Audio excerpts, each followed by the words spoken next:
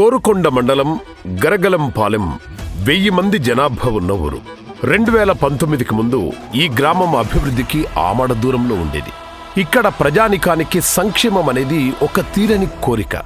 ఒకప్పుడు బొల్లెద్దుపాలెం పంచాయతీలో ఉన్న గరగలంపాలెం గ్రామం గత టీడీపీ ప్రభుత్వంలో కనీసం అభివృద్ధికి కూడా నోచుకోలేదు.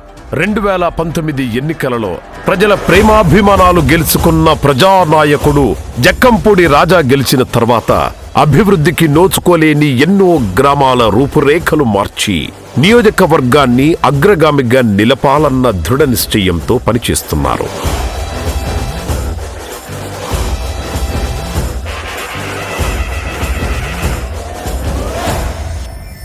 ఈ క్రమంలో గరగలంపాలెం గ్రామాన్ని 2020లో బొల్లెద్దుపాలెం పంచాయతీ నుంచి వేరు చేసి వికేంద్రీకరణ చేసి గరగలంపాలెం గ్రామ పంచాయతీని ప్రకటించిన 4 ఏళ్లలో 5,20,00,000 రూపాయలు గరగలంపాలెం గ్రామ అభివృద్ధికి, ప్రజా సంక్షేమానికి ఖర్చు పెట్టారు.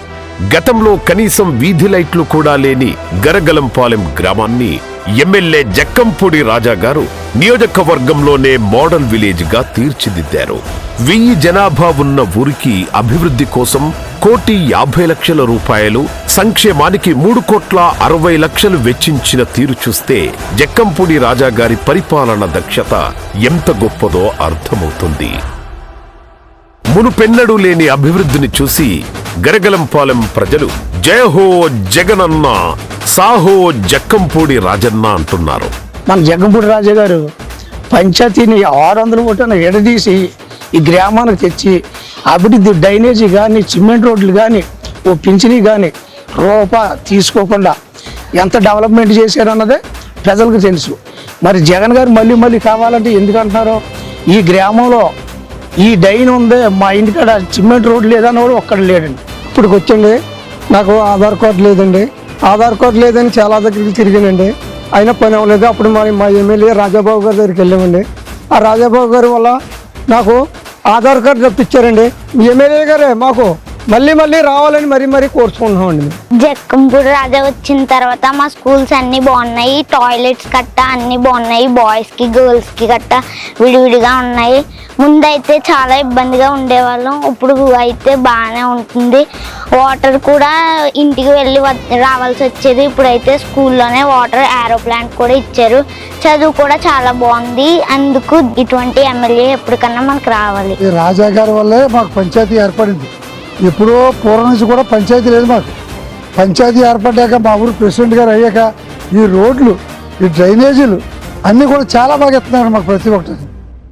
గతంలో టాయిలెట్స్ కూడా సరిగ్గా లేని పాఠశాలలను నాడు నేడు పథకం ద్వారా 27 లక్షల రూపాయలతో కార్పొరేట్ పాఠశాలలకు ధీటుగా గరగలంపాలెం గ్రామంలోని ప్రాథమిక పాఠశాలను తీర్చిదిద్దారు.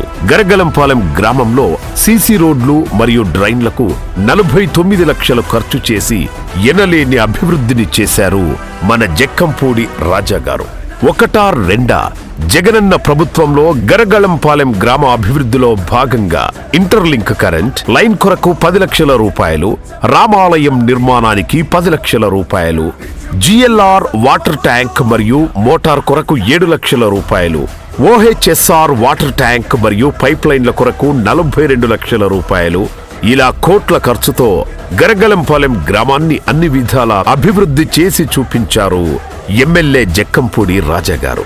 ఈ గ్రామ అభివృద్ధిలో సర్పంచ్ కొండబాబు గారికి అన్ని విధాల వెన్నుదన్నుగా ఉంటూ ప్రోత్సహించారు ఎమ్మెల్యే జక్కంపూడి రాజా గారు. 4 సంవత్సరాల కాలంలో గరగలంపాలెం గ్రామ ప్రజల సంక్షేమం కోసం 3,60,00,000 ఖర్చు పెట్టి ప్రతి ఇంటికి పెద్ద కొడుకు అనే మాటను సార్థకం చేసి చూపించారు మన రాజానగరపు అభివృద్ధి రథసారథి ఎమ్మెల్యే జక్కంపూడి రాజా గారు. జగనన్నే మళ్లీ వస్తాడు, మన జక్కంపూడి రాజన్న గెలుస్తాడు. ఇట్లు గరగలంపాలెం ప్రజానికం.